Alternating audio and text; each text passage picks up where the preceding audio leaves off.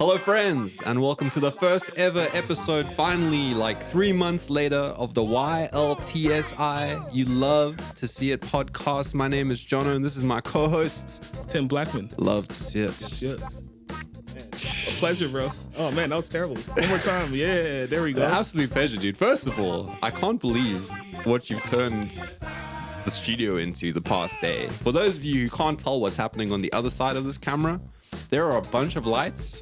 There are a bunch of cameras. In fact, at the click of a finger, we are able to change angles.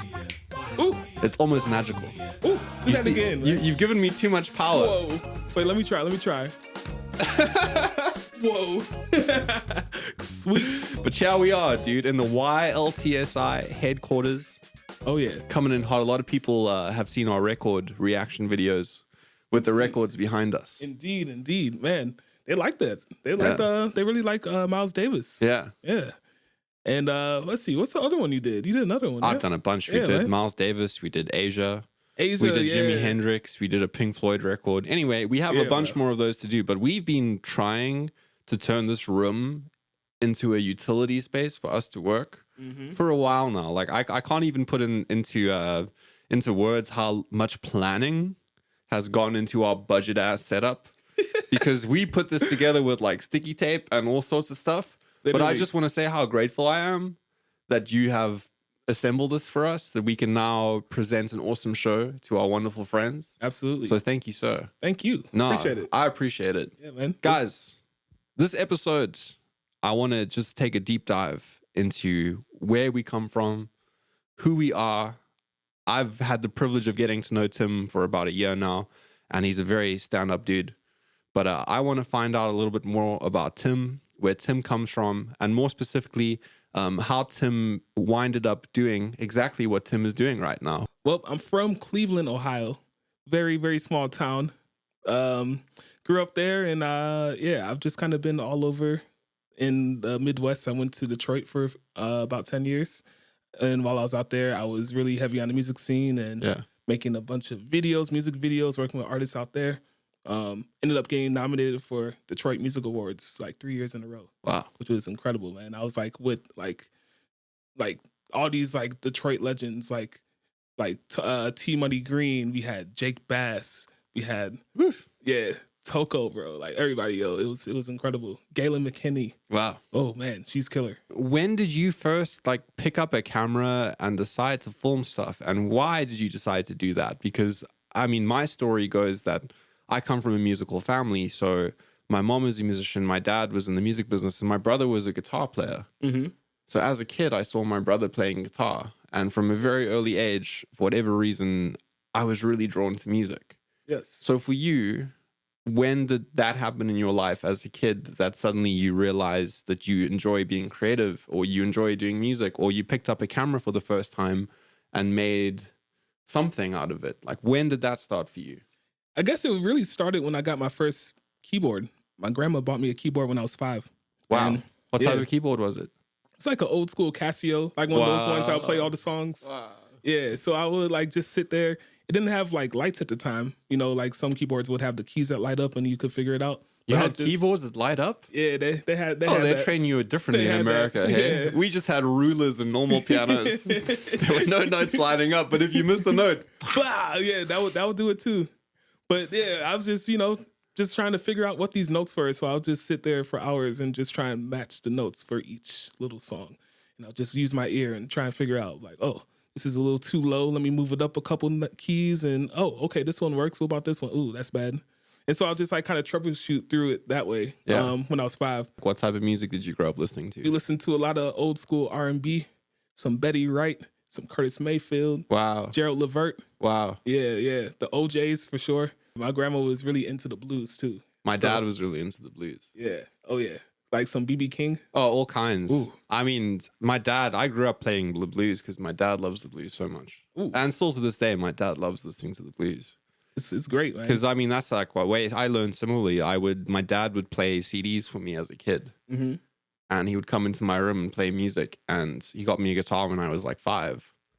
And I always had a good ear, so I would just sit and play along. I remember playing along to Stevie Ray Vaughan. I remember particularly playing along to War Pigs by Black Sabbath. War Pigs, classic right there. Yeah. Yeah, man.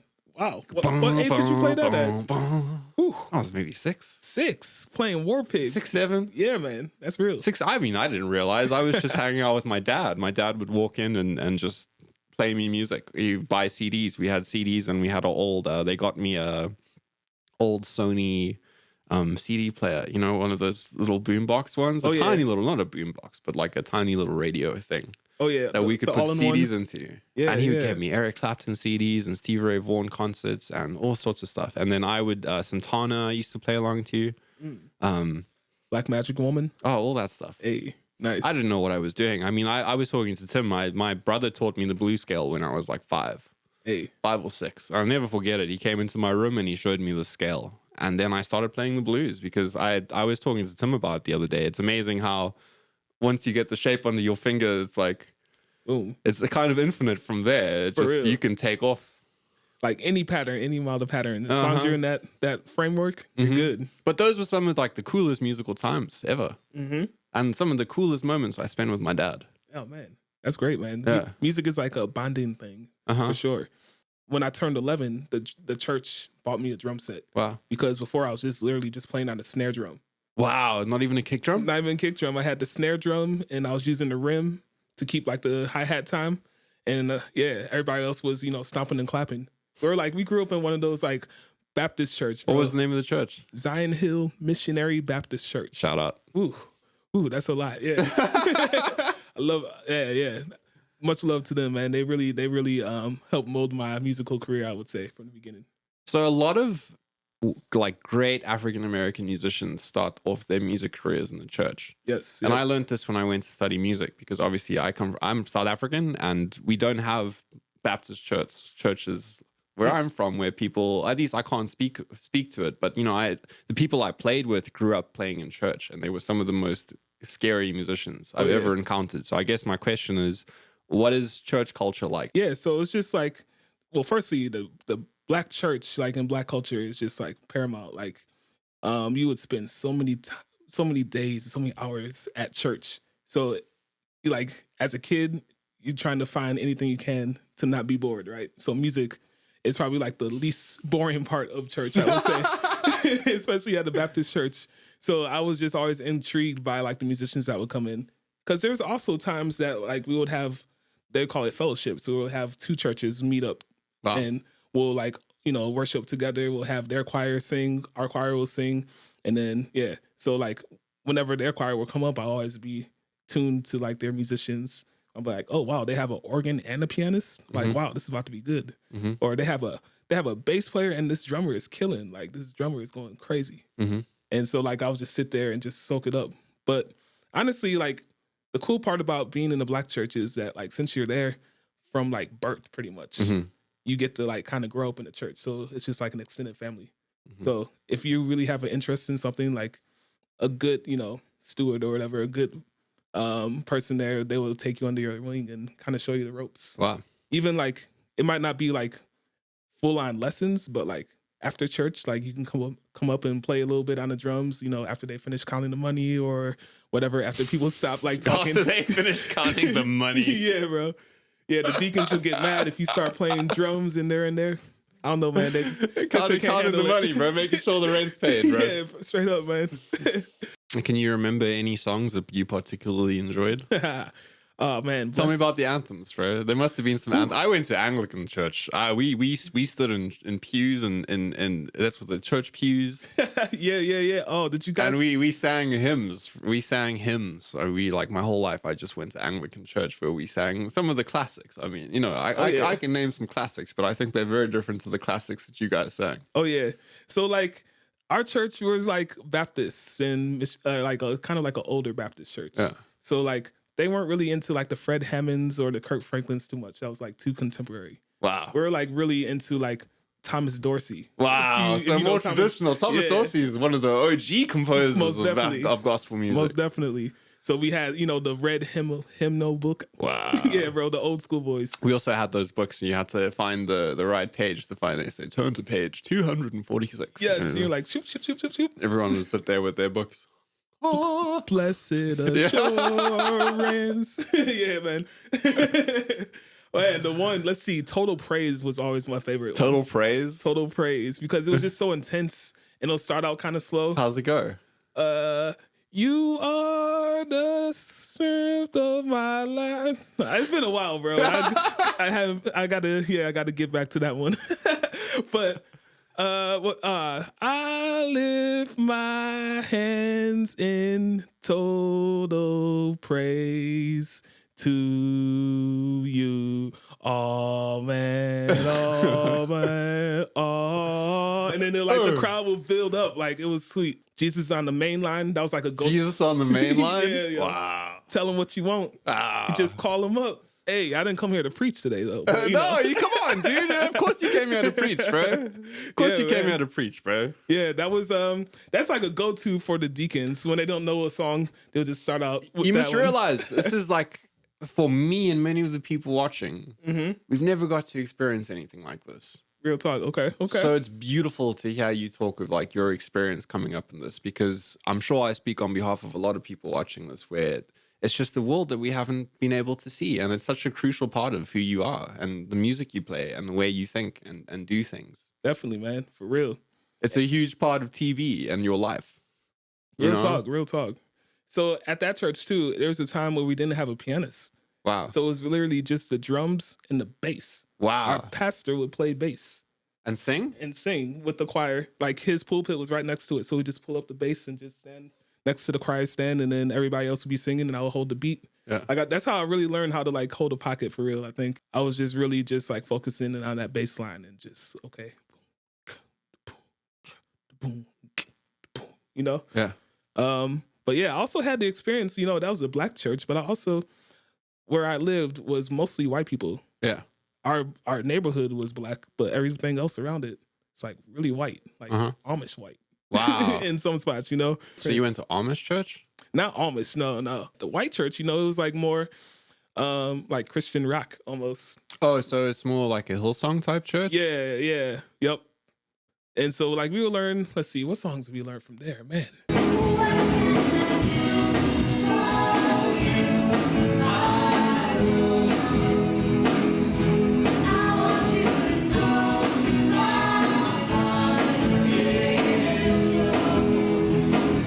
I used to lead sermon at my high school. We used to sing Hillsong songs, and I used to go on stage and sing all the songs. Oh man, you were the leader. That was me. Worship leader. Okay. Yeah. Nice. This is something I haven't thought about in a long time. Wow. I used to lead. I mean, I feel sorry for how the people turned out being led worship by me, bro. But it was awesome. I used to go on stage with my acoustic guitar. It was, I can't even remember how the songs go. There were some bangers. But we would go and we'd rehearse before, then the people would stand up and then we'd sing the songs sometimes, I think we had when I first got to my high school, we had an old chaplain, bro. Oh, yeah. Old white man, bro. Old chaplain. He'd been doing the same sermons every year. And then they decided, like, no, we need to freshen this up a bit. Yeah. We need to get with the times. They got a young guy in. It was awesome. He was like covered in tattoos. He was like very like not the type of preacher I'd ever seen before at a white Anglican school. You know what I mean? Yeah. And this guy came in and he wanted us to sing like worship songs. Oh wow. Okay. Yeah, that's like a huge difference. Oh, it's a huge difference. So every other Sunday we would have and I'm sure all the old teachers stood there being like, oh my goodness, but I would go on stage at a rock concert, Wow. Like they would play like Hillsong, Reliant K, The Elms. Man, it's been a while since I thought about these bands, bro. Oh, me too. I haven't thought about. I don't even know how we ended up. Oh, I know how we ended up here, but I didn't think I was gonna be talking about this today. Yeah, man.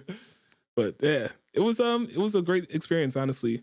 And so like being exposed to like the traditional gospel side and then the more contemporary like Christian rock side of things, that kind of like was the biggest influence like at my young age at that time. So yeah, they used to have youth Sunday, and I would always play drums with the youth band. And our youth pastor would lead and everybody else would be in there. And it would just be like the whole service was led by kids. Like we wouldn't have the preaching, the sermon was a kid. Mm-hmm. So it was always fun for those Sundays.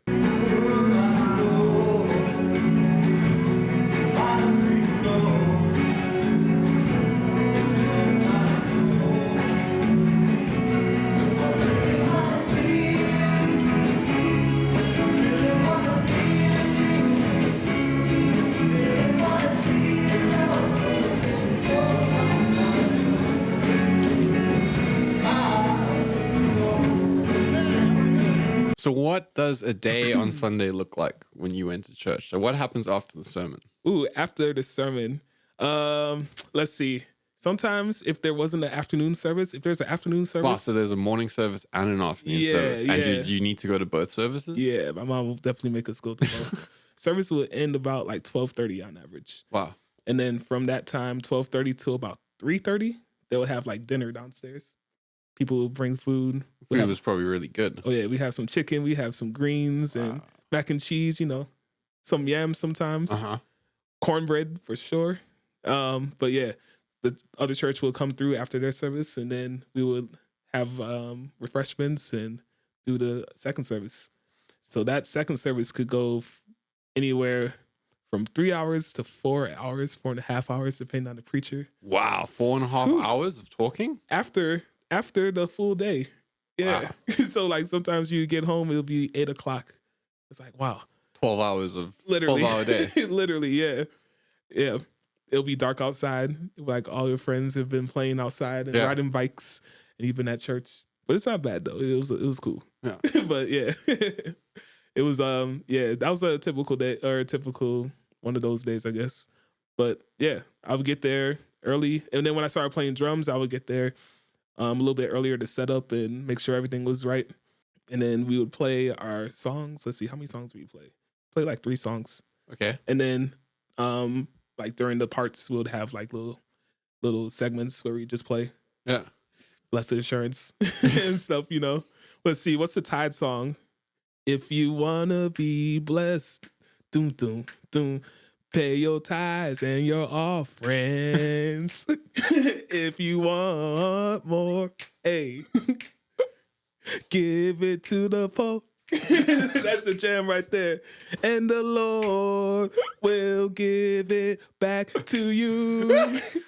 Hey, he said he'd open up the windows of, I don't know the words. I messed it up already. Man, I have not thought about these songs in years, bro. Well, it makes sense why the devil has been so on us recently. He has been, bro. Because you haven't been praising the Lord, bro. Ooh. You've been bringing us bad luck. Literally, man. The devil's been stopping this podcast happening for about 3 months. Yes. How many times have we set up and said, this is our first one, we're so excited? Oh, every time. Dang. Then something goes wrong. Yep. It's always something goes wrong. There's been so many times we've arrived here, set up, and then something didn't work. Yep. And then 2 days ago, we just decided, we were like, no. Let's just do this right now. Yep. Let's just do this properly. Literally. We've been talking about this. Let's just set this room up so we can walk inside, set it up. So you need to sing these songs more because we both need some good luck because 2023 has been a rough year. What a doozy, yo. Straight up. What a doozy 2023 has been. I hope you guys, congratulations for making it through 2023. What a year. But I feel like it's ending off on a very positive place and we have such an exciting 2024 ahead. Mm-hmm. I'm almost just anxious for the next year to start because I really feel like it's going to be a fantastic year. Definitely, bro. But following on from that, when did you start getting into photography / directing? And when did you get your first camera? And how did that happen? So this kind of happened also with the Church Connect because I wanted a video camera. And I seen this video camera at Costco. Or what was it? BJ's, one of these wholesale stores. I had my eye on it. It was a Sony Handycam. Like one of those camcorder type things. Mm-hmm. Old school boy. I still have it actually. Wow, with the ones where it has you stick your hand in it. Yep. Those were always very comfy. I always liked those. My dad had one. He would film all my concerts as a kid with his little. Oh yeah. And then you stuck out the thing on the side. Yep. Yeah. Yep. Be the shakiest video you ever had, but it would look nice though. It was cool. I wanted to have a camera so I could document all that. That was a minute ago. Had to be like 12 or 13. So when you say documented at that point, because obviously this is way before editing software and the programs we have now. So how is the procedure of editing a documentary or footage in the early 2000s with that camera? I mean, were you able to cut things? Did you have to put it onto a computer to edit it? Or did you just... I remember some of those old cameras, you could hit record and then stop, and then you could just keep on adding videos as if like you cut and then you just hit record again when you want the next scene. Like how would you approach that? Yep. So I just would get my clips and just have each clip, and then at the time there wasn't a place to post, so I didn't really post much. But where would you stick the clips at the time? Like, would you just keep it on the camera, or did you have a means of getting it off the camera? So I think at the time I would take it to like a CVS or something, and I remember they had like digital conversion, and so they could like put it onto a CD or flash. I don't think they had flash drives at the time. What did they have? Something. It might have been a flash drive, like a really early one though. But the CDs were especially the one. So you just put on a CD, and then I could like look at the pictures on my mom's computer. At that time, it was like really hard to edit. Like you really had to have like a good computer system. It wasn't really as accessible as it is today. So I didn't really do a lot of chopping. I didn't do any edits or anything. I think what was the big one at that time? Coral? Or can't remember. It's been so long. But I just would literally just shoot clips on that camera, and like I would record like photos or anything, pictures. It was one of those cameras that you could take photos and record, but the pictures were always crap. Wow. But yeah, I would just kind of just capture those moments, and then I would have them on my computer, and I'll just watch them there. There wasn't a place to share either. There was no Facebook or Instagram at that time, not even MySpace. So it was just for me. And what type of videos were you taking at that time? Filming me? Just like life, pretty much. I was just, whatever I was doing, I was recording. I guess it was like an early form of vlogging, but didn't really know. I was just like capturing my friends. We'd be in the back playing pranks, and I would have my camera and I would capture all that. Every stop we have has a bathroom. Use it as you need to use it. But no pooping on the bus. This is a no pooping sign. Does everybody understand that? No pooping. That's why the bus stinks, and we got 3 days. So in high school, that's where I kind of found the Mac ecosystem. That's where I found GarageBand, and I found iMovie. And so like that's really what like started the whole creative process for me. Wow, iMovie. Honestly. I remember iMovie. iMovie, yo. Wow. Yeah, and at the time it was like actually like really good. Like it still is really good today, but like it's a little throttled in a way. It's back then it was pretty open, especially with GarageBand. That was when GarageBand was like really hitting. That's when T-Pain had just made all of his songs on there. And so like we would always be in the computer lab with that. He had the TV studio set up as well. And so we would just be making music and messing with the loops and figuring out, you know, how to create. My first song that I remember like recreating was a song by Mims, Move If You Wanna. Wow. Really old. I think that's like 2007, 2008, something like that. But I like recreated the whole beat just in GarageBand using the 808s and all. And it sounded good, hey? It sounded great. Might have to pull that one out. You might have to pull that out and stick it on this. Yeah, man. You can hear it if you can find it. I think I had that hard drive somewhere. Yeah. I literally kept everything from that time. Wow. Yeah. It's backed up, and yeah. One day it'll be in a documentary. Wow. You know? But you also told me once you always had this idea of doing like being a journalist. Yes. Yeah, I just love the idea of just documenting day-to-day life and telling people's stories on film. For a time, I was actually working as a journalist, freelance. They call it news stringer. News stringer? News stringer, yep. It's basically like a freelance reporter hired by the news companies. They'll send you to a place, and then you just like capture the story and get it back to them same day. Wow. So I was working with this company based out of Berlin, Germany.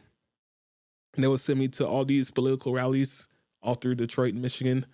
I was actually there for, I was there for a Bernie Sanders rally. Wow. I was there for the NAACP National Convention in Detroit. And like every like candidate was there. Mitt Romney, Hillary Clinton, Joe Biden was there. some of the Republican guys. I can't remember. Uh-huh. They were all there. But Bernie Sanders, I was right there, like next to him. Wow. I'm like literally like met this man a couple times. Still got the footage too, hey? Still got the footage. AOC. Wow. Yo, AOC. So I was at my friend. She was performing at this Bernie Sanders rally. So I was recording her footage. And then AOC was literally like walking right down the aisle, like running to the stage. So I turned it this way. It's in slow motion, bro. She's running and like her hair is just bouncing in the back and she's smiling and waving and people are like clapping. Yeah. I got to put that footage on here. Definitely. So you're basically the Black Peter Parker. Yes. I mean, you kind of look like Spider-Man right now. Let's go. We got the red and blue right now, you know? Yeah, man. But yeah, I was really intrigued by just being able to tell these stories. I was really active, especially during COVID times, because there's just a lot of stuff happening in Michigan at that point. There's I don't know if you know, but there's a plot to like kidnap the Michigan governor. Oh, wow. I think I kind of remember this. Yeah. And so at that rally, there's a particular rally, the first rally that they had where they're protesting the lockdowns. Uh-huh. I was at the state capitol in Lansing. And I was like, shooting the whole event, capturing people giving their speeches and whatever. Everyone's mad. They got their signs. And like I captured footage and it happened to be one of the guys that was perpetrating that whole plot. Oh, wow. And it was like really scary. Like at that point, I'm like, whoa, I was like right next to this guy, literally. So now you're almost becoming a journalist director at this point. Yes. So what brought you to LA then? And also, I guess I also want to know what directors you're inspired by. And did that have anything to do with you coming to Los Angeles at all? Or were you trying to get closer to the people that you were maybe watching? I mean, a big one for me, as you know, is Frank Zappa, and I'm almost trying to follow in his life steps. Definitely. And that's a huge thing in my life where I draw wisdom and inspiration from this imaginary guy that's not here anymore, but somehow I feel connected to, and I feel the guidance by I feel a spiritual connection to somebody that's not here anymore. That's real. Yeah. I don't know if you felt that connection with somebody in Los Angeles that had you feel maybe that you needed to come to Los Angeles to be closer to it. I can't say that particularly, but there was like a lot of things that were kind of drawing me out here. Mostly because like I had made all these great connections in Detroit. And I just realized the opportunity was like really big if I can get to LA and then still like use those connections I made in Detroit to like help me out here. So I was just like, okay, eventually I need to make this move, but I didn't know when. I didn't know it was going to be like during the pandemic, but I knew like eventually I would make a big move somewhere. I was actually thinking New York for a time. Me as well. Yeah. I don't know, man. New York might be in the cards one day, but yeah, it's a hustle, man, out there for sure. But I was always so like for my favorite directors, I was always attracted to like Mel Brooks. Mel Brooks is really wonderful with his comedic style and his style of writing and just like his like slapstick approach to like movie or storytelling. What are your favorite Mel Brooks movies? Oh man, the people are gonna hate me, bro, but Blazing Saddles. Blazing Saddles is hilarious. My goodness. They can't make that movie today. No. I think a lot of our favorite movies couldn't be made today. Yeah. That one was a History of the World. That was classic. Robin Hood Men in Tights. Oh, yeah. With Dave Chappelle, young Dave Chappelle. Oh, man. Yeah. Too many, bro. He even had the producers, too, I think. Yeah. The remake.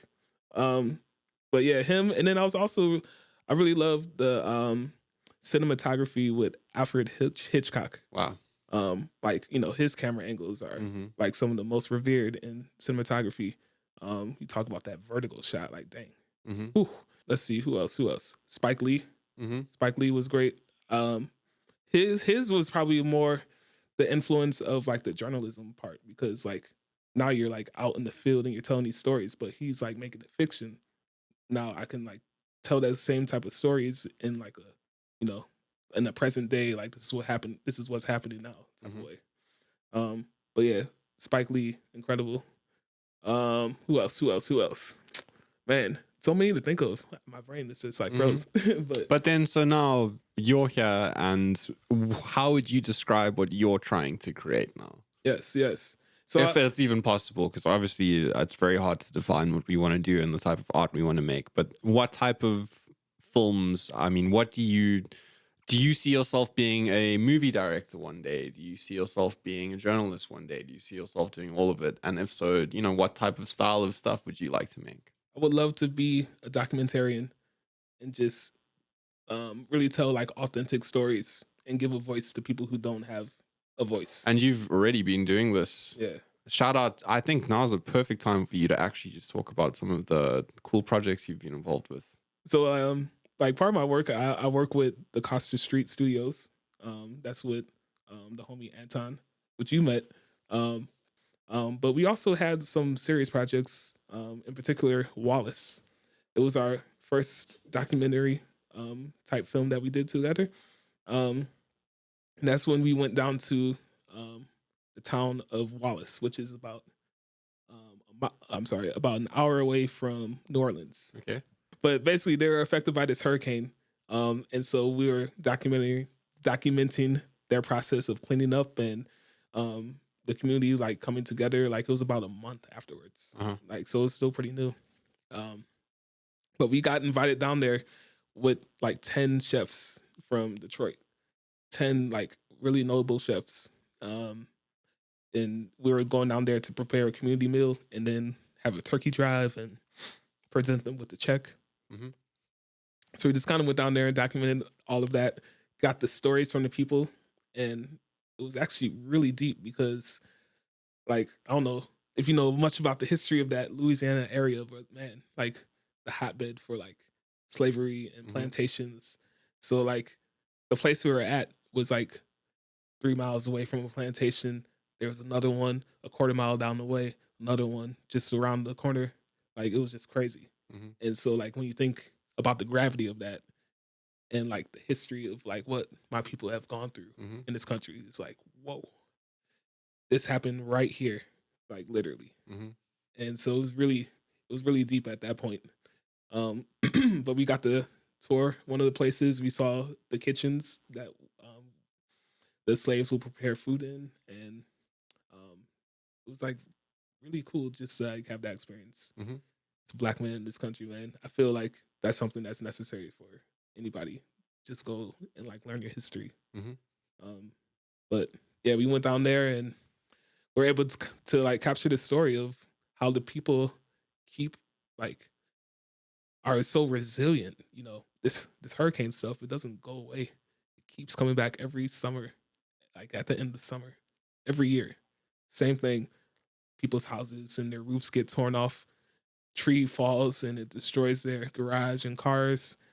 Like people's like this church that we were at was blown completely off. Like all the shingles on the siding were ripped, windows were messed up, mold on the ceilings because there was so much water. The roof was gone. Like they're on top of the roof, like putting new shingles and things on it. So it's pretty crazy. That was like probably the biggest one that we did right there, just telling that story. So do you feel a deep sense to give back to your community and to kind of lead the way and be a pioneer almost and definitely show people that it's really possible to do something really amazing with your life like you're doing right now? Indeed, man. Even when like so much is stacked against you, you know, you can overcome if you really, really want it.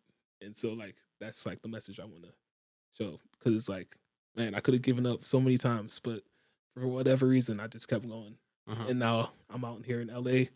I met you, and we out here making this thing, you know? So it's funny how we all have this compass inside of us. Yeah, man. Real talk. That's just weird.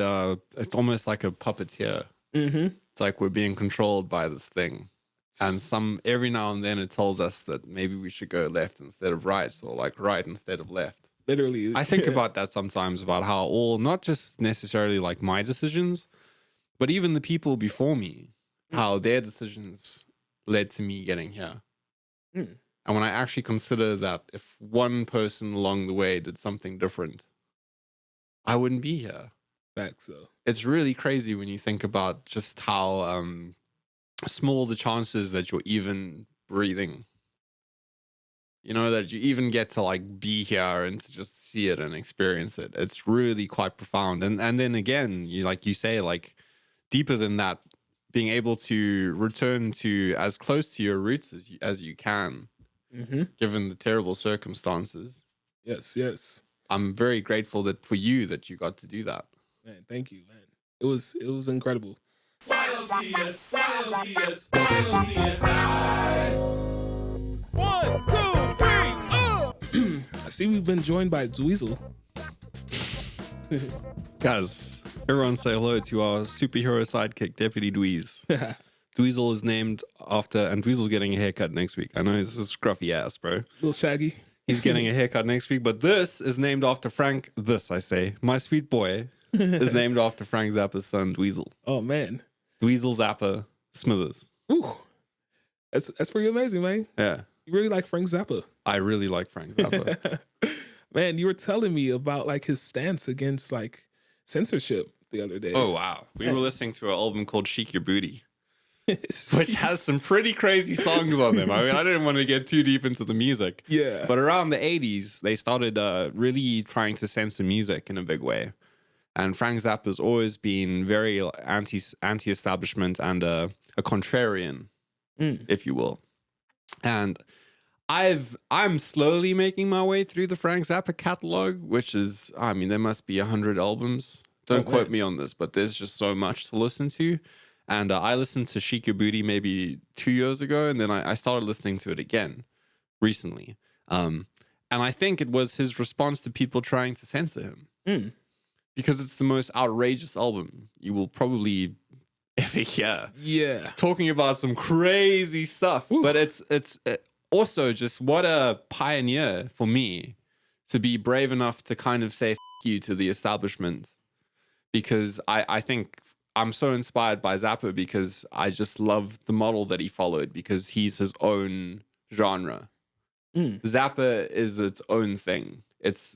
It has its own category in music. Definitely. To me.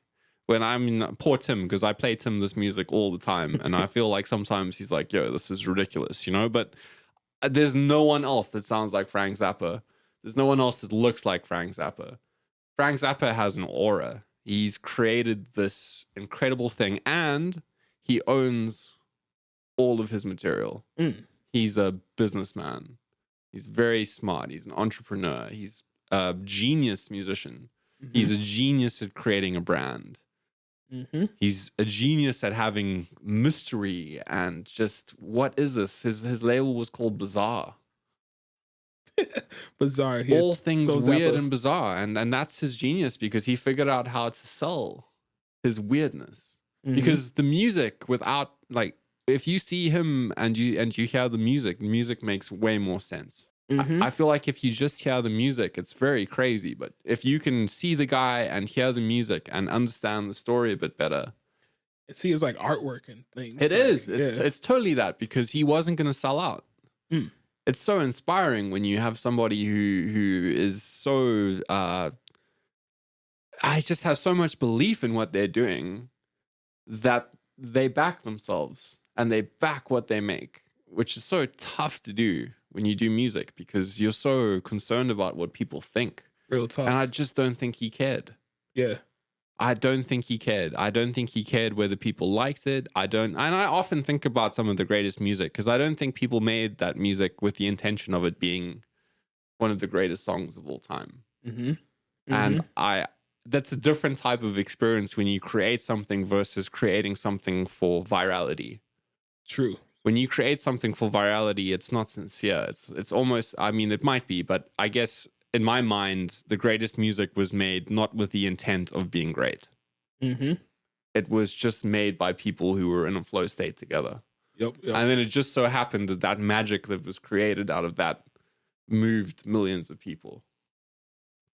And that's also why I love records so much and old music, because I don't feel like this music was necessarily made with the intent of views or brand or virality. I feel like people were just making music together. And if you were lucky enough to be able to have access to a studio where you could go and record for a day, you had 5 hours to lay down the magic. Yep. And that's it. And that's what we have. We listen to these great songs. Oftentimes, how many times have we spent a year working on 5 songs just to stick it out? These guys made it in a few hours. Mm-hmm.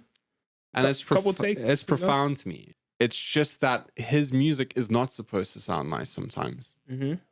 And during this past year, I've had a very turbulent year. And turbulent 3 years since I moved to LA. And I feel like I hear chaos in his music that I'm able to define a sound to a feeling I feel. Because real feelings don't feel good. You feel fear, you feel terror, you're scared, anxious, love, hate, anger. And these are all things that shouldn't sound nice. And they're not supposed to sound nice because that feeling is not a nice feeling. Mm-hmm. And too much music. I had a teacher, David Tronzo, who changed my life. And he said to me, I would write songs and bring them to him when I was at college. And he would drop anywhere in the song and say, well, it sounds the same. And why don't you put in this chord into the song? Because this is all just sounds like candy. Yeah. But he said to me, but life isn't candy. And he said, why is it that not just you, but so many people that make music today don't put the real life stuff in music that actually feels the way you feel right now? I told him I woke up this morning angry, as I do many mornings, just frustrated in a sweat because of this crazy business we're in. Yeah. And that feeling is not a nice feeling. And I get to put Frank Zappa on when I'm angry and feel the feeling and listen to it at the same time. And it's almost like therapy for me. That's so real, bro. That is so real. Yeah. Wow. And there's never been another musician for me that I've been able to just listen to nonstop, even the stuff I don't like, just because I just want to feel, I almost want to feel the feeling. Because I think it's beautiful to feel your feelings. And now my job now is working with footage, so I have to kind of create a feeling is my job. Yep. And now I think about music and stuff as feelings that I feel. And my job is to recreate the feeling. If I'm madly in love with somebody, that feels a certain way. If somebody does something bad to me, that feels a certain way.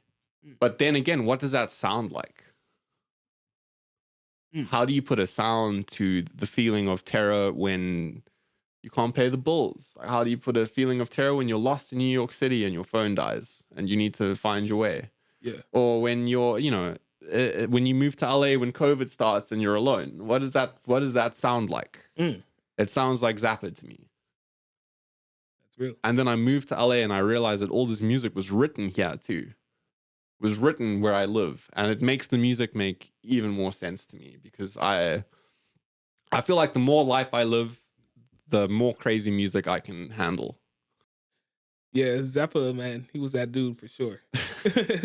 I feel like you put some. I'm interested to see what Tim says because I send you Zappa to listen to all the time, and I know you never listen to it.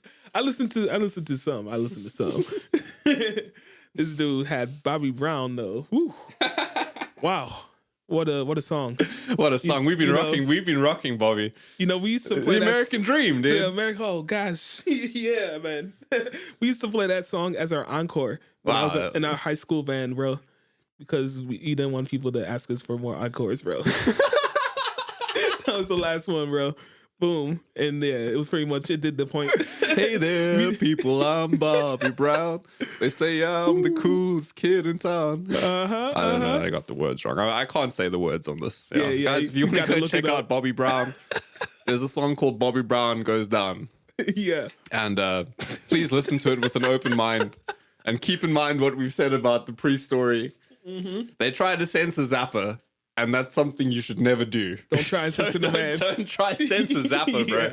Yeah, because when you censor Zappa, it goes down, bro. Oh, yeah. It goes down. Woo. But it's amazing that he was fighting for this in the 80s. Look at this censorship world we live in now. Real talk. He predicted this. Like when you watch the interviews, how he predicts this is going to affect the music industry. He's got a beautiful interview where he talks about how the problem with the music industry is that it's not in the old days, you had these guys that would find talented people and give them money and support their talent, where the young guys are just like, we need to find something and, but it's not like you're trying to find the talented guy. It's like, for us to get a record deal, the easiest way for us to get a record deal would to go into a record deal with 1 million followers. Yeah. And say, already we have a pumping brand, because it's almost not even about the music, because how do you sell when there's not an audience? Mm-hmm. Yeah, the audience, your reach, all that. Mm-hmm. The intangible assets of the thing. Yeah. And that's where Zappa was a genius too, because he had the label. He was the label. Alice Cooper signed to Zappa before Alice Cooper became Alice Cooper. Wow. You know what I mean? Like, he was a smart guy, and he knew very early on that the money in music is made in publishing. I was reading this book called Think and Grow Rich. Ah, classic. Love to see it. By Napoleon Hill. And he's talking about your sixth sense. And I've always felt this weird connection to my sixth sense in my life. Because like we spoke earlier about this compass that pulls you almost in a direction towards a thing. And he said part of what he accessed in his sixth sense is he thought to himself, who are some of the people I really admire that I would like to have on my own personal board of executives, if you will. It's like, if I'm a company and I have a board of executives, who would I want to be an executive that I can get counsel from? And he says that over time, he was able to put himself in a room with 4 of the people that he really admired and basically consult with them about his life and decisions he needed to make. And he would do this frequently. And in fact, when you read some of these books, there's a lot of people that were big in business that were able to, before making a decision, close their eyes and almost zone out for a little bit and access something that made them make a decision. Mm-hmm. So I've been trying really desperately hard to meet Frank Zappa in my dreams. And I've been trying for about 2 or 3 months, and it just hasn't happened yet.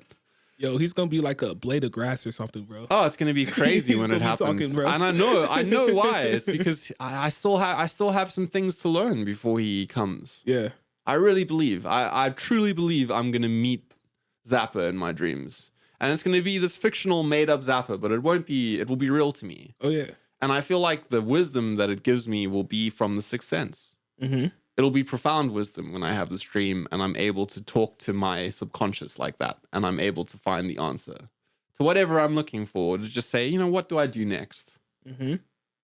What would Zappa do? Hey. Yeah. So I've been trying hard. This is going to be an episode when I meet Zappa, and we'll talk all about it. And I'll tell you everything I learn when I meet the man. So almost like lucid dreaming. I probably is in lucid dream state that you're able to do it. Yeah.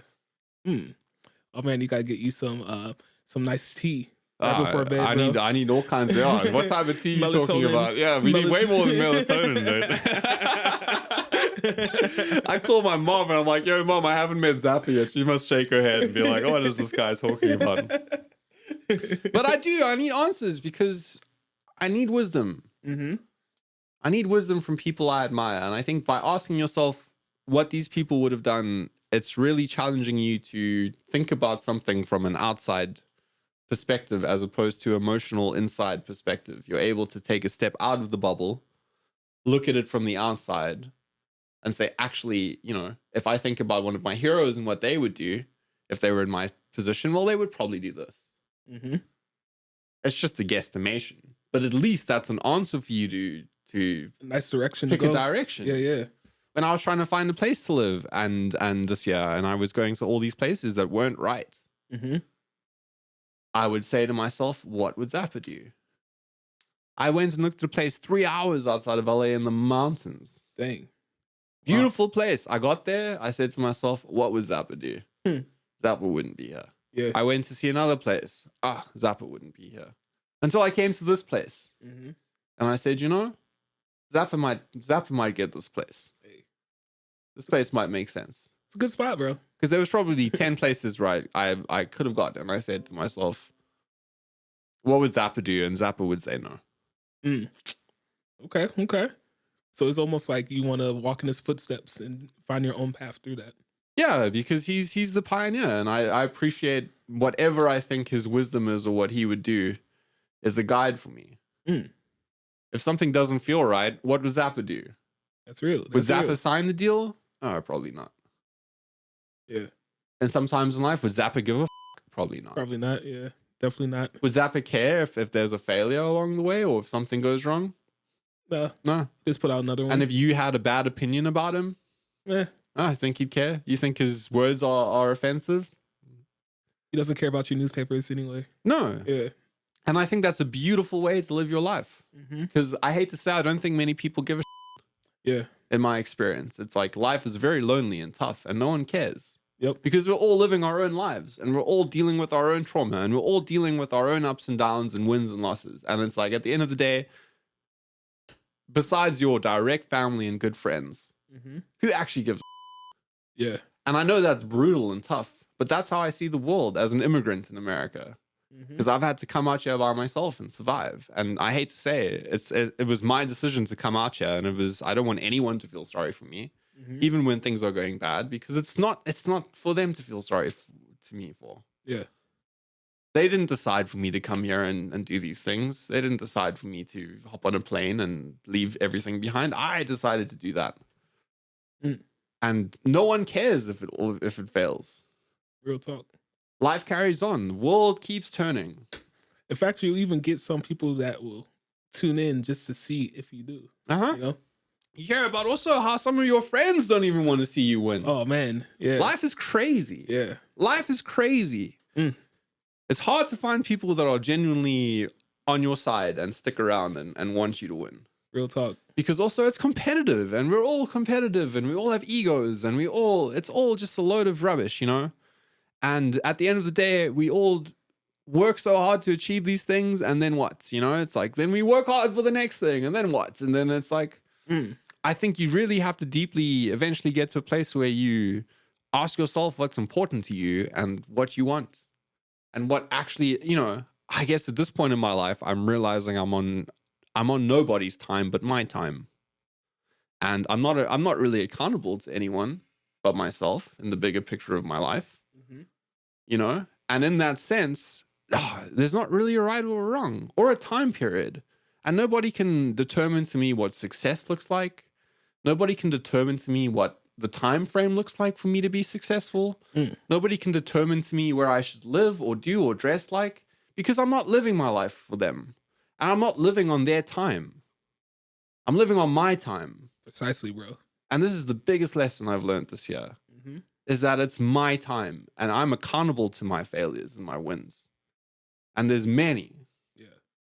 But whether somebody's angry at me about it or upset with me, yeah, it sucks. But also, hey, I'm not living my life on your time.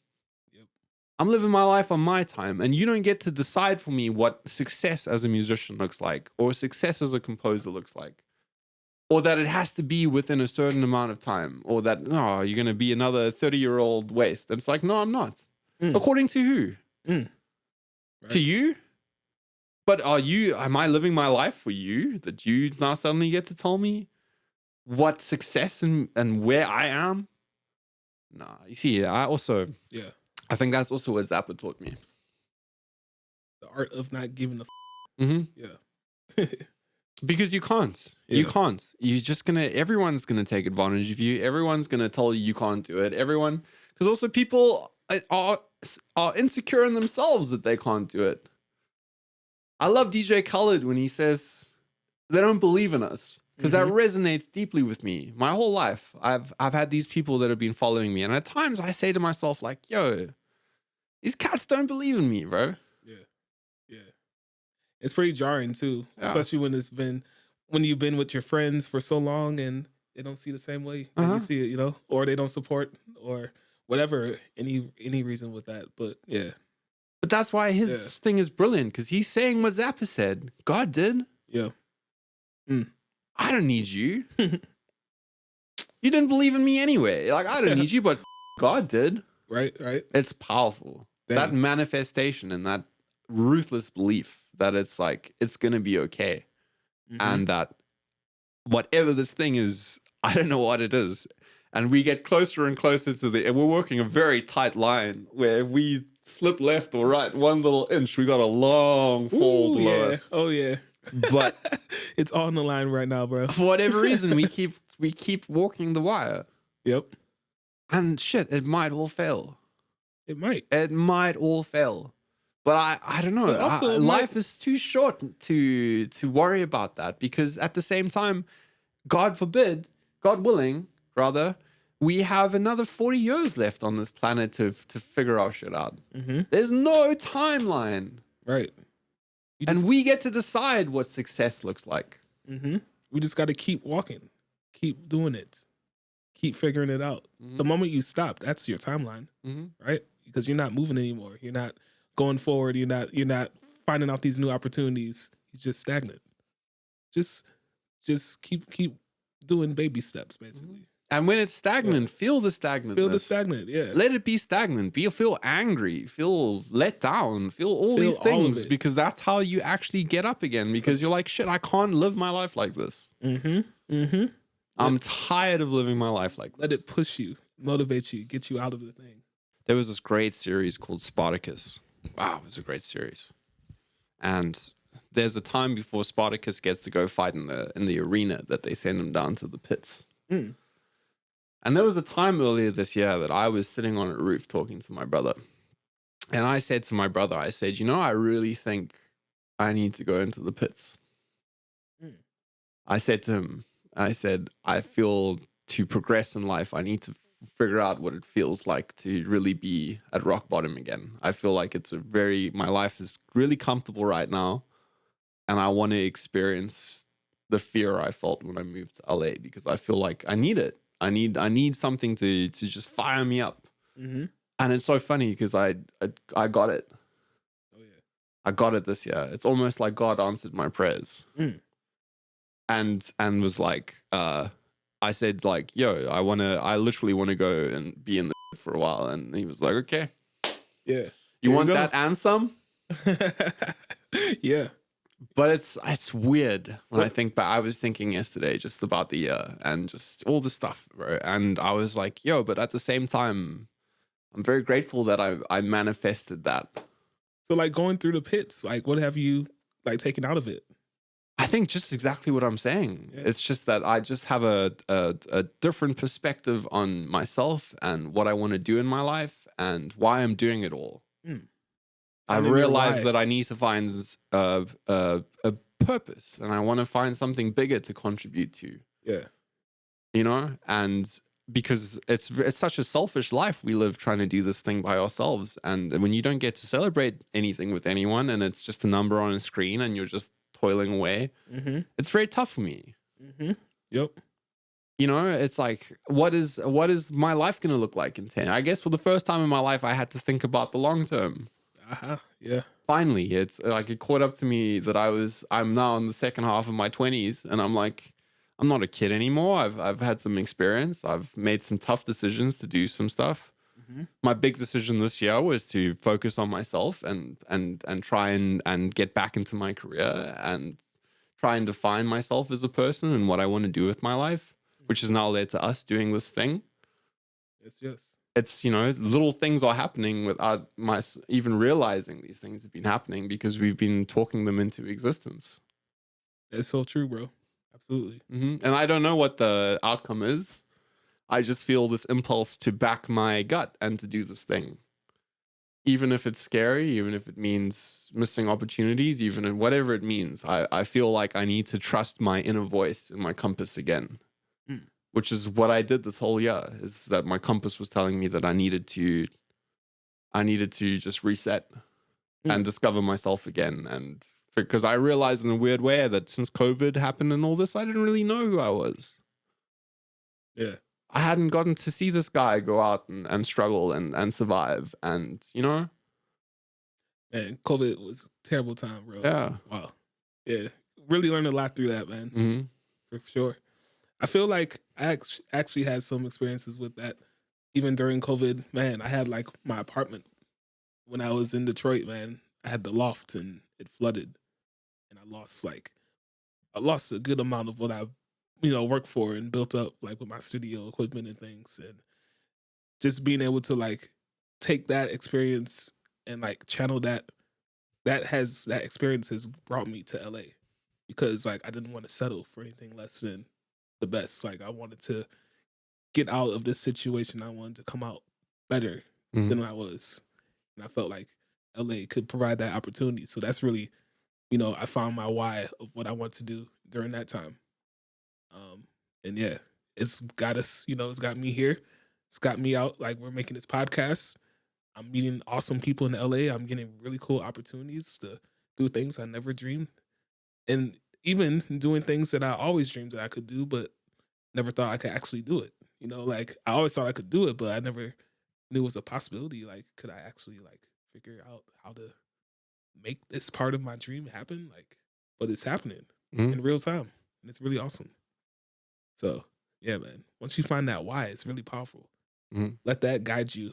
Let that be your force. Let that be the reason why you get up every morning and you drive for like an hour in traffic every day to a thing. Let that be why, because that's going to push you through all the terrible times and the low points and the stagnant times. Just focus on your why. Let that go. So now I want you guys to let us know. Well, first of all, if you've made it this far through the video, thank you so much for watching our first ever podcast. But please let us know a bit about yourselves in the podcast and maybe what your why is. We will get back to you, and we'd love to see what you have to say. But yeah, I think this is a good point for us to end. Man, it's a pleasure, man. Pleasure, bro. First ever YLTSI. Guys, please check out the links in our description if you want to support us. We appreciate it. Please share this with your friends. Give us a sub. Give us a like. And I guess we'll see you in the next one. Peace. Peace.